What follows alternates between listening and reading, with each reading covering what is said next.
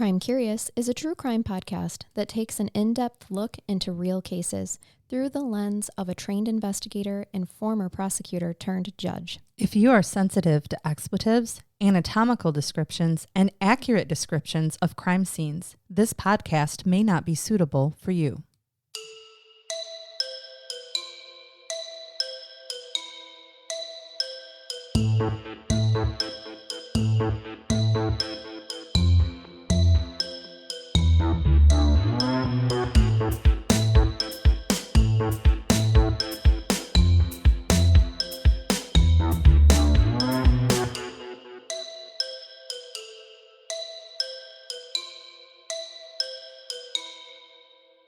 Welcome to Crime Curious. I'm Charnell. And Brain Bath Jason. Hi, Jason. Hi. Megan is out this week. Unfortunately, she has fallen ill. And so probably after the holiday, being around a whole bunch of people. 25 or 30 people at her house. Yes. So we're going to just hold the torch for her here. Let's shake our gree-gree. I forgot to grab it ahead of time. Though. Can you hand me? Thank you for handing me my sack. Let's get this settled to a good start here. Are we missing a bone? We are. Speaking of people coming over to your house this weekend, I was showing someone the studio. They were very intrigued by the raccoon penis bones. Still a bone? Well, they took it upstairs with them to show their wife, and then they left it in my slipper as a joke. And the next day I put it on, stepped on it, didn't break it. So by the way, they're hardy. Not that I weigh a whole lot, but they're hardy. And I put it on my stand, my living room stand. So there's just a raccoon penis bone upstairs on my living room stand. Huh. Not weird at all. Thing is, my kids haven't even questioned it. Yeah, they don't. At this point. They probably don't want to know, or they already do. And they're like, that's normal here. Right. Yeah, exactly. Oh, gosh. My oldest brought home a friend for Thanksgiving weekend, and they hung out down here in the studio, of course, with strict rules, because this is also their basement. There were questions about all the penis paraphernalia, and my son literally said, hey, yeah, it's for her podcast. It's a thing. It's okay. It's nothing weird. It's totally okay. I was like, well, no, it is kind of weird. It is weird. It doesn't happen all the time. And it is a big deal. It is a big deal. Oh, gosh. Okay, little housekeeping. We will be on winter break at the end of the month. Now, fear not, I do plan on either releasing just old episodes that we haven't released in a long time. We have been at this for years and years, so I could do that. Maybe we could give them a brain bath, an old brain bath, so they could see what it's like to be a Patreon, something like that. But just know we are going to take about a 2-week break at the end of the year. That might be a nice holiday gift for the general audience. Yes. And say, here's a brain bath. This is what you might get if you wanted to subscribe. That's right. Yes. And more of it. And Merry every Christmas. Month. Here's Merry us. Christmas. This is our gift to you. Uh-huh. Okay. So for today's case, however, the perpetrator of this case unfortunately has a lifelong rap sheet. So I've decided to give you his first 2 crimes in this episode, and then we're actually going to do a special 2-part Patreon bonus episode series on his most notorious crime that thankfully landed him in prison for over 400 years. So, yep, that was the sentence. So I even wrote that in my notes. That is indeed his eventual sentence. So it was a sentence. He's not a wizard. He's not a wizard. Like he didn't live 400 years Nope. in prison. That's just clarifying. Good distinction. Because that thought crossed my mind. I was Nope. like, ooh, is this Narnia? It's not. No, there was a judge that was like, you know what? You're so heinous. 430 some years for you, sir. Thanks. Can't wait to hear this. So this episode is covering his first 2 crimes because I wanted to make sure that we covered all of his victims, okay? And then there's going to be a special 2-part bonus episode for our Patreons released. And you guys, general audience, if you want to just join for 1 month so you can get that content, totally understand, you're welcome to do that. You're welcome to join and stay. You're welcome to join and cancel anytime, whatever you'd like to do. But so just know you can get it. We make it really easy on you. It's not like a gym membership. That's so true. We do not harass you if you cancel. You don't need to explain or tell us where you're moving. Nope. We get it. So let me tell you a little bit about Phillip Garrido. He was born in Pittsburgh, California on April 5th, 1951, as if anybody gives a fuck. Which we don't, but I just like to give you an age. Sure. So you know. He grew up in Brentwood, where he graduated from Liberty High School in 1969. A little bit on his early life and family background. He was actually the second son of a working class family raised in Brentwood, a suburban community near Antioch, California. He was described as a good boy as a young child, but as he matured, his behavior and decisions started to decline. What's interesting to me about this statement, which was made by his father, is that later in a psych evaluation, we will see that Phillip actually recollects that he had, quote, considerable emotional conflict with his parents during his formative years, end quote. But that's not really how his dad describes him. He's like, yeah, he was a good boy. But to be honest, some of the quotes, and I'll cover them from his father, lend me to wonder if he was a good boy. If his father was a good father, too. There's a couple of things there. I think that we might be seeing different perspectives, too, from what's considered a parenting norm, right? Because we're talking about the 1950s and 60s, and we know that parenting norms back then did cause significant trauma, depending on the parental perspective. And so it's just very possible that in later years when he gets this psych eval, it is determined that, you know what might have been considered normal then, it was definitely a factor in his behavior later on in life. In 1968, when he was still a teenager before graduating in 69, he actually suffered a head injury from a motorcycle crash. I think this is important information. He does have a TBI, okay? At Liberty High School, he earned mediocre grades. He didn't participate much in school activities, and he stood apart from his peers because he didn't focus on sports or academics. He later blamed his motorcycle accident, but he gets into right out of high school, some pretty serious drug use. Now, he was always into music and having his own band and stuff like that. Picture the stereotype of 1960s, long hair, bell bottoms, big glasses, into the music. You know, I'm loving that. But then within 3 months of graduating, within a month of graduating, he's introduced to marijuana, which then lends itself right away into LSD, which gets into crack, which gets into meth. Okay? It's quite a progression. It was the stereotypical definition of gateway. Like he just went from one small gate and just went right through all the others. So, and actually he was arrested for possession of both LSD and marijuana in 1969, where he was sent to what was called a farm facility. And really, I just think that he's not quite an adult yet, but almost. He's like 17 at this point in time. It was a detention home. Yeah, basically, which wasn't good either. Right. We're talking 1969. In the late 60s, it was probably not a fun place to go. Yep. He was heavily influenced by the San Francisco acid rock movement. Of course, as I said, he had the long hair. He liked to smoke marijuana. He formed a band that played songs by Jefferson Airplane and Creedence Clearwater Revival. Nice. Love a little good CCR. Yeah. He painted his bedroom black. He decorated it with psychedelic posters. All the normal 60s things. This stuff doesn't bother me, okay? He also illuminated his room with black lights. Now, to his dad, this seemed like he was headed down the wrong path. This of itself does not mean he was headed down a wrong path. No, that's just a style they're into. Yes, and his classmates described him as weird and, quote, possibly high all the time. Now, see, he actually wasn't in high school. He started a month after high school. Right. It's just that he was different for the community that he grew up in. The school that he was in was mostly filled with peers who focused on academics and athleticism, right? And here he is, he's the band guy.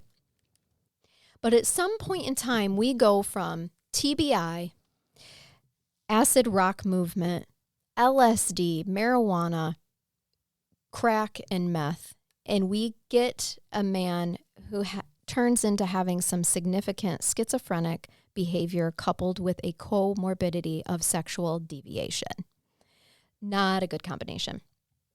In 1972, he graduates in 1969, ends up in that facility for a little bit. 1972, he marries his high school sweetheart, Christine Murphy. He worked odd jobs. He really couldn't hold down a job. He did enjoy playing bass guitar in small gigs with his band. That was really you'll see that's actually the only consistent thing that he does throughout his whole life is stick with music and playing bass guitar. He has a lot of delusions of grandeur later on that he's really going to make it. But at this point in time, he's young, and that this isn't necessarily out of the norm, but he couldn't kind of keep those odd jobs. In 1972, he was arrested and charged, and this is where we start to take a huge leap, kind of like how he went from marijuana to LSD and then just jumped right to the crack cocaine and meth. We see him take a significant plunge in his behavior because in 1972, the same year that he married Christine Murphy, he's arrested and charged with repeatedly raping a 14-year-old girl after giving her barbiturates. However, the case did not go to trial because she refused to testify, which is not a thing now, was a thing then. And the following year, Christine Murphy divorces him, accuses him of domestic violence, which I think is very likely to have happened, and alleged that he kidnapped her when she was trying to leave him, the same way that he took the 14-year-old girl, gave her barbiturates, and we will see a theme here for Phillip is that he likes to kidnap, hold hostage, and sexually assault. And drug and rape people. Oh, yes. The drugs are always a prevalent part of this as well. Not an excuse, as Judge Megan would say if she were here and is listening, I'm certain to it right now. Mitigating circumstance, sure, not an excuse for behavior.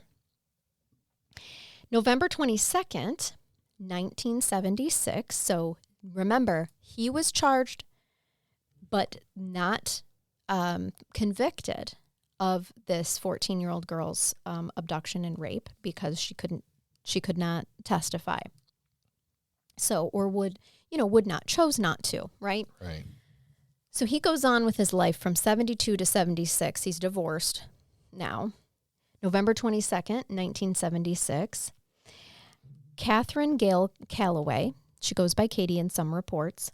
She was a blackjack dealer in a Reno casino.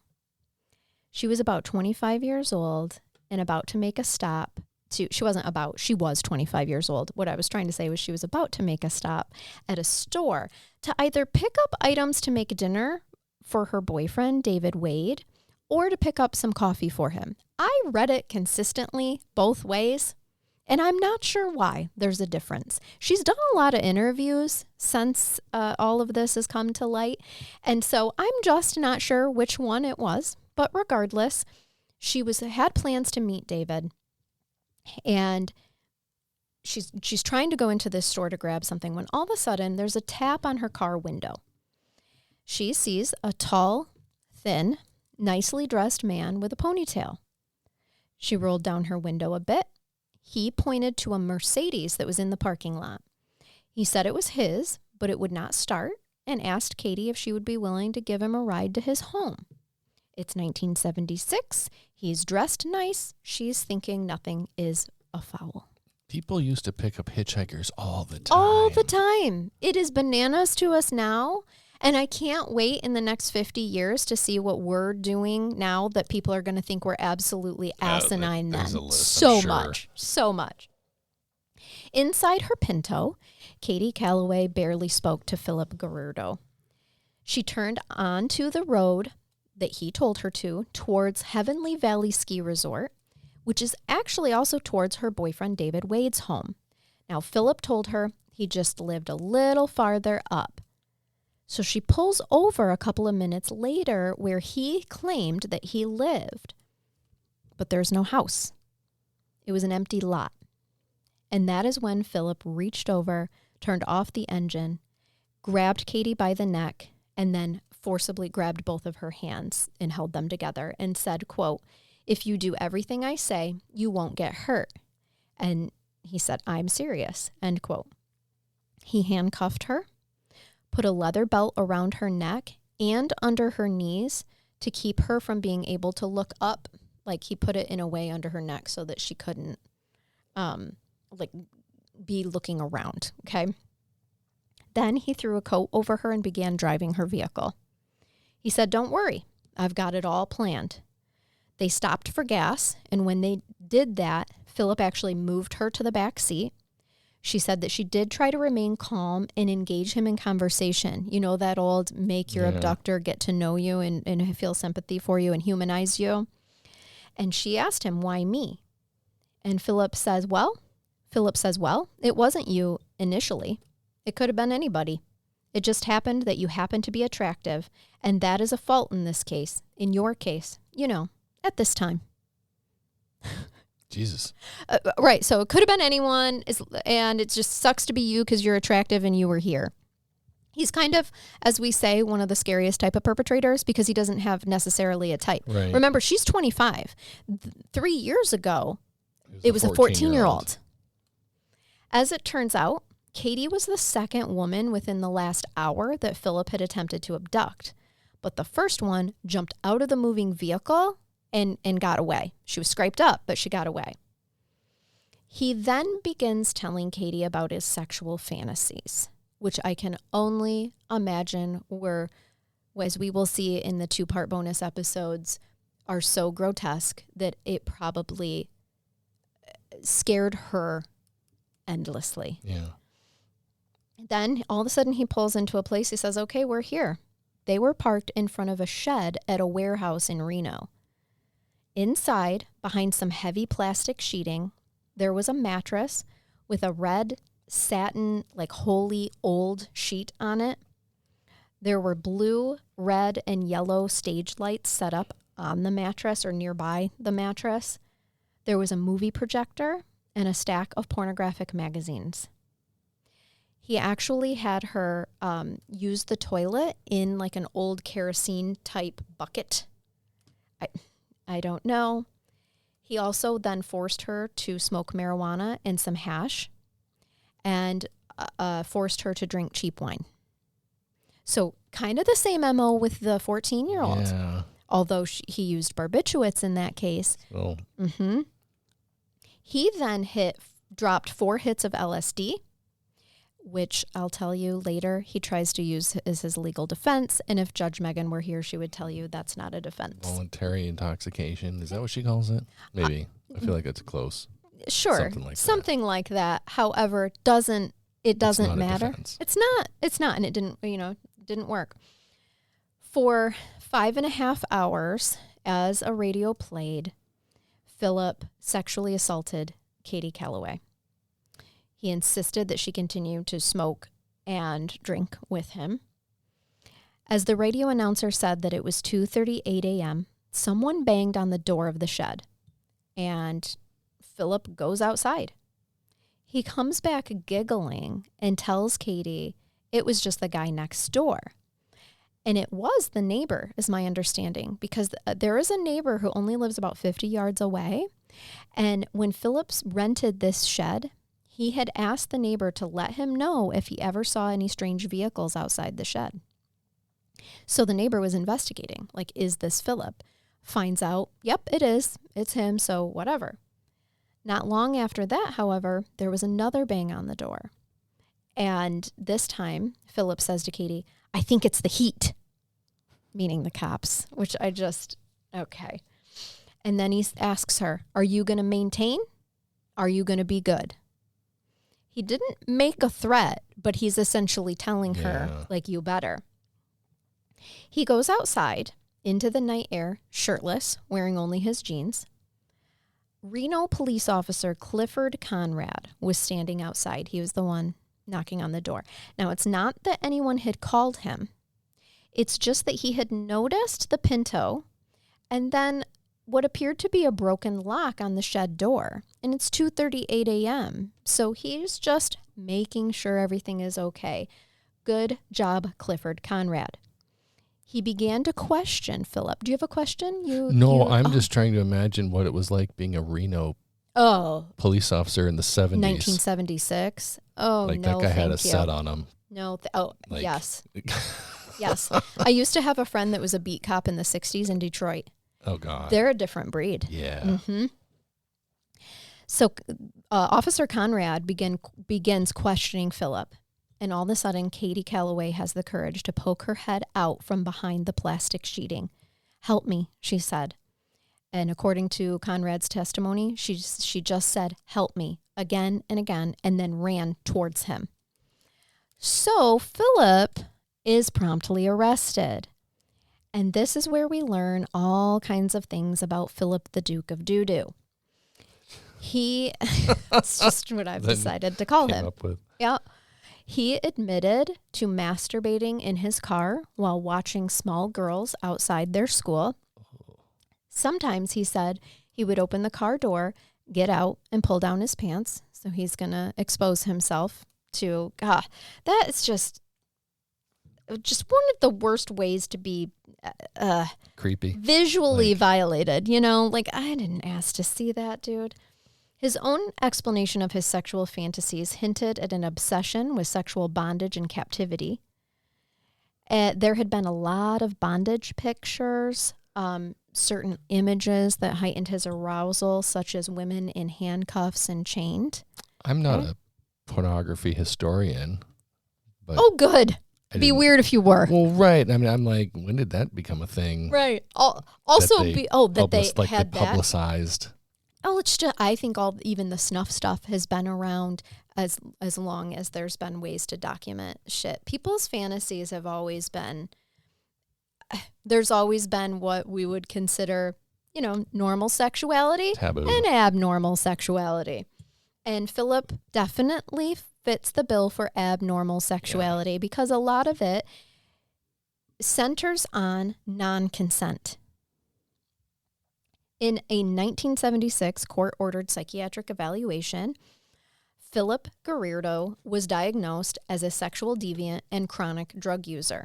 I just like that, just all around, everything about you, you're a sexual deviant. Right. And especially when you chronically use drugs. The psychiatrist recommended that a neurological examination be conducted, as his chronic drug use could be responsible in part for his mixed or multiple sexual deviations, not for his actions. Like this psychological examination is not placing blame. It's trying to find a possible link to his sexual deviations with his drug use and then with his actions. He was evaluated by neurologist Albert F. Peterman, whose diagnostic impression was that he showed, quote, considerable evidence of anxiety and depression and personality disorder, end quote. So we have a whole plethora of things going on. We have comorbidities happening here in a mental health state. The reason that I am covering this like this is because the documentation is there. The testimony, the expert testimony is there. The evaluations are there.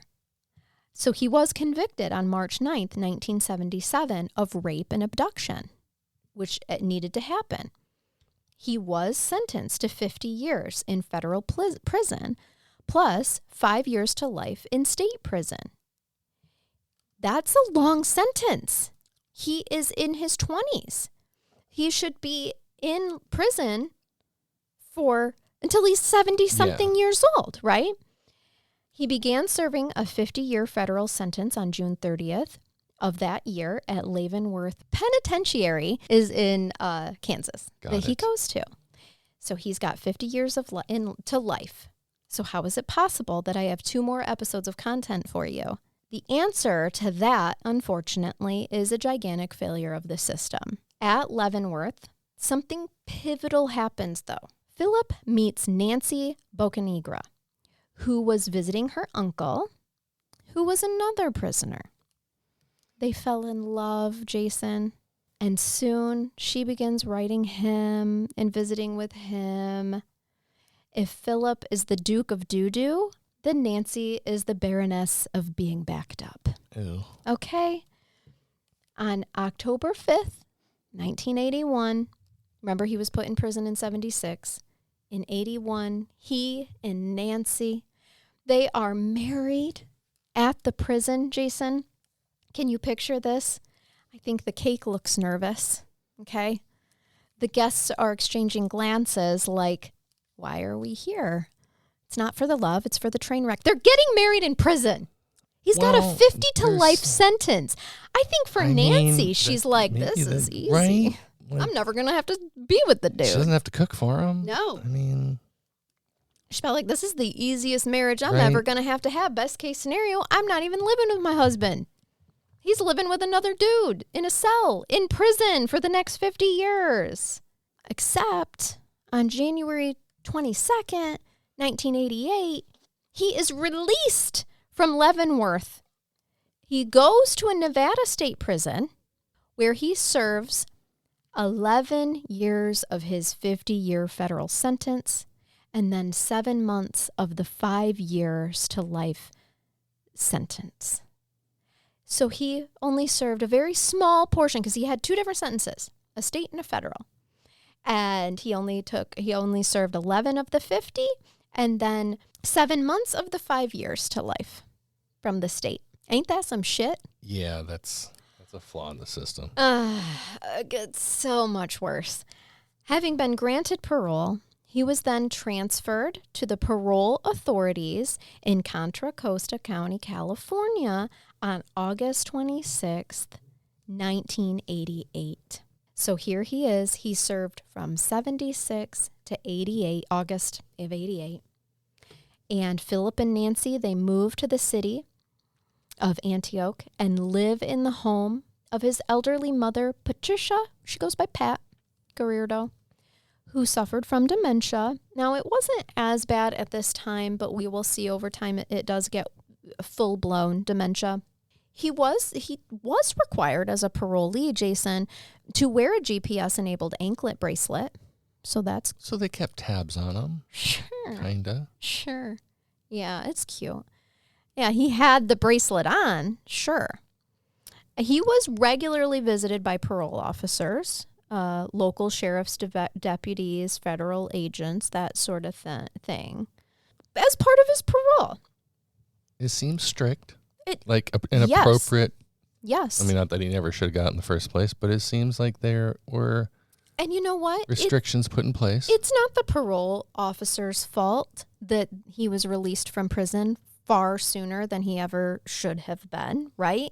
He's just placed on their caseload now. He's their problem now. I will say there have been statements now at the end of this that I'm just because I don't want to be unfair to this parole officer.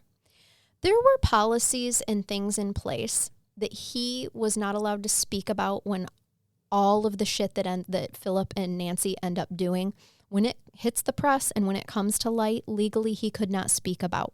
He could, because in the media just kind of ran them through the gauntlet, like him specifically, right? When really it was the state's parole policies that needed to change, a lot of it, right? And so I think you and I can empathize with that. Being social workers in the state that we live in, we are bound by laws and policies too. And there's a big difference between having to follow those laws and policy and totally fucking up in your job. Right. And I'm not saying that this guy didn't do that. I'm saying I don't have enough evidence that we should point blame specifically at the parole officer. If he had, right. And the parole officer may have just done the bare minimum necessary and required. Yeah. So yes, he was quote unquote doing his job. Yep. But going the extra mile? Right. No. But something that I do feel bad about that I'll throw in right now before we get into the other 2 episodes is that now he is able to speak out about it. And he was a pivotal part of eventually bringing this guy down. It's just, it took far too long. Okay. So I'm going to throw that out there. Because quite frankly, this ankle bracelet, very specific parole that he is on. I mean, it's not house arrest, but it's close. He can't travel far. Right. He shouldn't be, he's not supposed to be near schools, anything like that. The ankle bracelet will show that. Yeah. They're doing drop-ins, regular drop-ins, drug screens, that sort of thing. So this is where the story should have ended. But thanks to a catastrophic case of the fuck-ups on a lot of different levels, this case limps on like I don't know, a drunk raccoon, maybe trying to attend a spelling bee. It's that bad. Interesting. So bad. Can you imagine a raccoon and a spelling bee? Because personally, I mean, I can. Doesn't go well, does it? No. No. Nancy becomes very complacent and then an active participant in her husband's sexual deviation. She goes to parks and she takes pictures of little girls. She even gets them to lay in provocative positions with their legs spread open or have them do splits for her just to show off while she takes pictures. And she developed the film for her husband's perversions. Something that he has convinced her is because of angel demons making him do these perverted sexual things. While on parole with a tether, he is using meth and other drugs. He's masturbating in public. His favorite places were drive-in movie theaters, restaurants, bathrooms, bars, and while watching partially clothed or naked women in their homes without them knowing. So he's also a voyeur. He has all of the sexual deviations, for sure. So when Phillip tells Nancy that in order to deal with his sexual issues, he needs to act out the fantasies by abducting a child and keeping her captive to be only his. If she would just help him do this, then all the others are safe because it's only that one child that would be harmed, right? Yeah, that's sound logic. So, in the very early morning hours of June 10th, 1991, Nancy and Phillip drive 3 hours away from their home to Myers, California, a rural town south of South Lake Tahoe. Yes, that is a parole violation, in case you were wondering. He should not have been 3 hours away from his home. And this marks the first mistake made by the oversight of his parole, or of the parole oversight.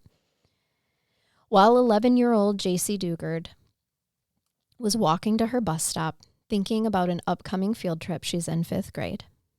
She was thinking this field trip, she would have to be in a bathing suit. And so she was wondering how she should ask her mom if she could shave for the first time. Phillip pulled up beside her, electrocuted her with a taser, and she fell to the ground. She remembers gripping something hard and sticky while being dragged. Nancy had jumped out of the car and drug her and threw her in the back seat, covering her with a blanket while they sped off. This all happened in daylight, with her stepfather and some classmates witnessing the horror but unable to assist. This is the crime that I'll be covering in depth in a 2-part series after reading the survivor's memoir, A Stolen Life, by Jaycee Dugard. The book details the 18 years she spent in captivity by Phillip and Nancy Garrido. And when it all came to light, his 87-year-old father, Manuel, who was still alive, said he wouldn't discuss his son unless he was paid. Quote, "You give me the moolah or you get nothing. I'm going to start making money off this. Bro, you are 87 and you spawned the Duke of Doo-Doo. Yeah. Get out of here with your moldy ass." Yeah. And that's where he came from, right? Yeah. Yeah. It's not. There was probably.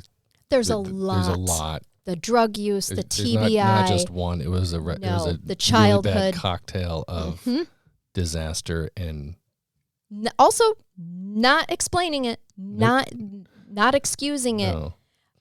And then the huge fuck ups of even letting this man out of prison after 11 years when we had all this information about his childhood, about the TBI, about the dual diagnoses that we had, right? If you feel inclined to join Patreon for the special bonus series for the month, please do. The link is in the show notes.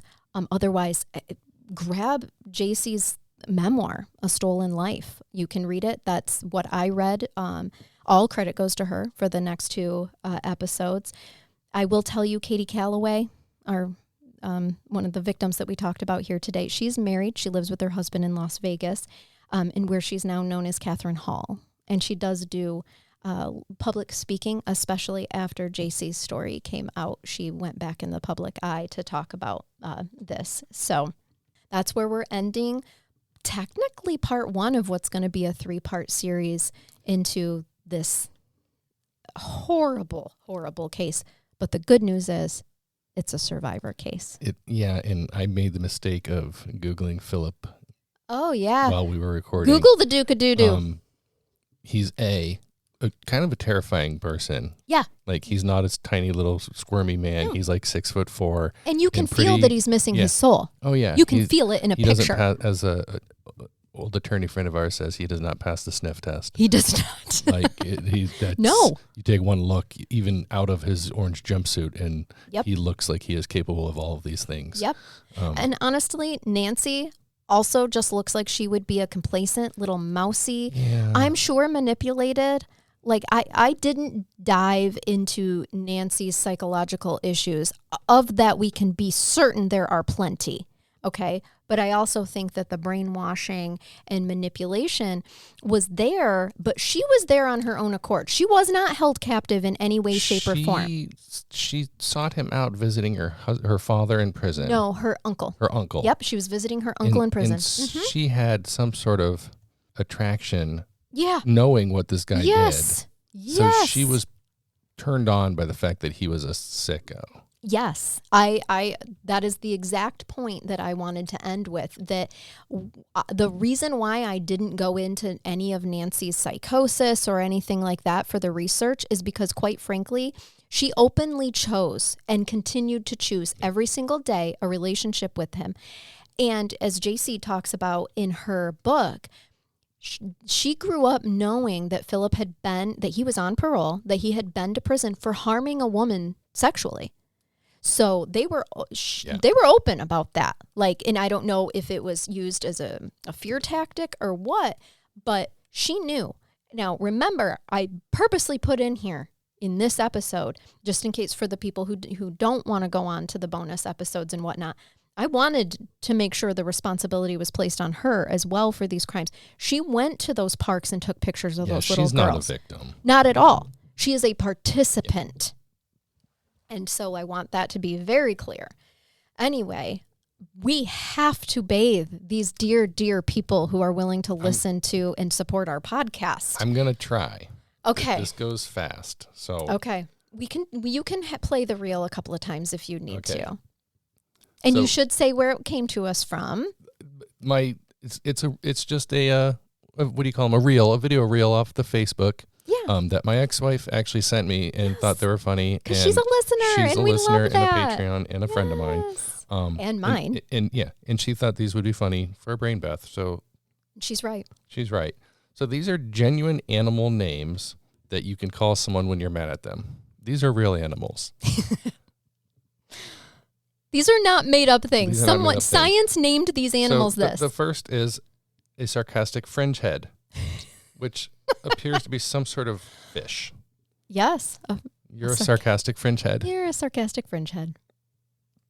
Mountain chicken, which I don't know why I would call anyone a mountain chicken. It would have to be a very specific situation. I have a feeling I'm going to find a way to call you a mountain chicken. One day. Yeah. We'll be in a situation. It will be so random. It'll pop in your head. A mountain chicken's actually a kind of frog. Oh, no kidding. Yeah. Okay. I do like a dunkadoo. Dunkadoo. Dunkadoo. It doesn't even sound mean. It doesn't. Well, unless you're such a fucking dunkadoo. God. Mom, you're a dunkadoo. My grandfather, who was 100% Polish, used to call me a dudek, which apparently is dummy. Oh, that makes Polish. sense. See, I think a dunkadoo would be funny. like dummy. Like, you dummy. Yeah. You dunkadoo. You dunkadoo. This is a good one. Like, when you get really mad, you're a monkey face prickleback. And it seems like such a lot. Monkey face prickleback. 2 compound words to put together. Uh-huh. And it's a fish. It is? It's a real fish. A it's monkey an ugly. face It doesn't look like a monkey. prickleback? It's an ugly fish, but it's a monkey face prickleback. He's just. I even think just calling someone a prickleback like shows. Like, oh my gosh, what if you accidentally said it in a work meeting? Like, oh, you prickleback. It's a fish. I don't think that would make it better. Like, I was educating us about, I'm sorry, I wasn't calling you a prick. I was wondering if you have ever seen a prickleback fish. So this is one, I'm making sure I'm pronouncing this right. Dick kissel. Oh, a dick kissel. Dick kissel. It's a little bird.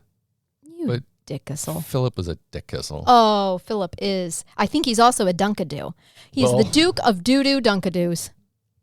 Or he could possibly be a bog sucker. Oh, that's Nancy. Nancy's a bog sucker. Yeah. And possibly a mountain chicken. Chicken mountain? Mountain chicken. Mountain chicken. Chicken mountain. I don't know why I These are not even ugly. This is a cute little bird. That is a cute little bird. Bog sucker. Hold on. There's more. Nope, that's the same one. I love watching you navigate technology. Son of a bitch. All right, well, I thought there were more. Oh, wait, there is more. Just do a little edit. We'll just do some editing. I don't know that I'm going to edit that. I think fine. I might just let the listeners know that you struggle as a 50-year-old man with navigating and I don't even have reel. And I don't have my glasses on. So you. Oh, do you want mine here? No, you need my readers? It's big print. Okay. It's large. I really just wanted to take a picture of you and my readers. It's large font. A coot. Oh, a coot. And we know what coots are. We used to have them at my lake all the time. They're little. Oh, I'm thinking of kook.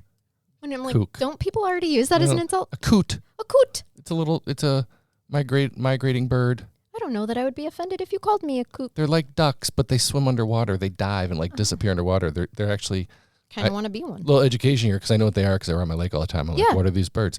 They're like ducks, but they're divers, and their fins, the flaps on their fins, their feet. Jesus, Mary and Joseph. Science. We're social workers. Science. Yeah, not a biologist. Right. Their webbed feet, the webbing doesn't connect, it hangs off their toes. So it's basically they have like 3 different flippers, so they're better swimmers. Sure. I get it makes them faster, but it's just a coot. That's a coot. Which I don't know that I would call someone. Well, if you put it with a dungadoo. How about a twice stabbed stink bug? Oh, no. First of all, we have stink bugs. Once stabbed stink bug. No, thank you. And I don't think you're supposed to stab them. And I don't know why it's stabbed multiple times. Do not stab them. It releases a stink that you cannot get out of your house for days. Also, can't think of a situation where I would call someone a twice stabbed stink bug. Doesn't. I actually think I'd say thrice. You remind me of a thrice stabbed stink bug. How about booby? I do love a good booby. So do I. I mean, don't we all? Don't we all? Again, that's a strange looking bird. I have called somebody a booby before. Like a seafaring bird. Actually, a boob. Like you called someone a boob? Yeah, well, not to their face because it'd make them laugh, but I'm like, he acts like a boob. Are you talking about me? Next story. No. All right. I didn't. I was not. You know what? No. I would call you a boob to your face. You're a bony-eared ass fish. I am a bony-eared ass fish. And that's a real fish. Someone named that. Some scientist found this fish and is like, this could be a bony-eared ass All fish. the other names are taken.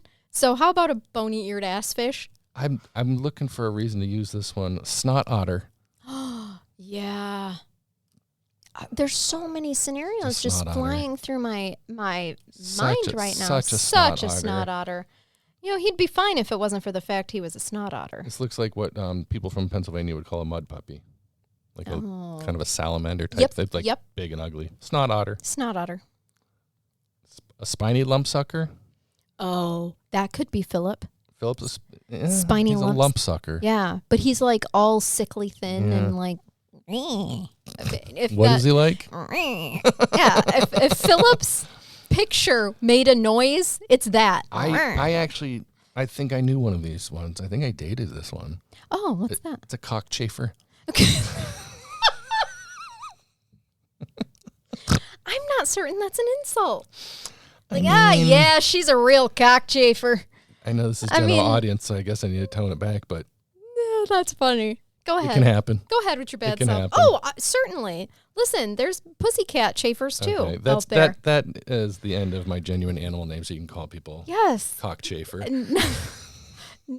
Write some of those down. My favorite was Dungadoo. But go home. Tell my wife, don't be a cockchafer. Don't be a cockchafer. Listen. No, please. Listen, please, you coot. Please be a cockchafer. Right. Listen, you mountain chicken coot. Mountain chicken coot. I want you to be a cockchafer tonight. Sucker. Thank you for that, and thank you. We don't have permission to use her name to our friend. Our friend. Yes, for sending those in, and we hope very much that you keep it curious. And keep listening. Until next time. Nailed it. But except you forgot the bye-bye. Fuck. You got so excited. Bye-bye. We almost just crushed that without Megan here, and I was really it's excited. fine. But bye-bye. Bye-bye.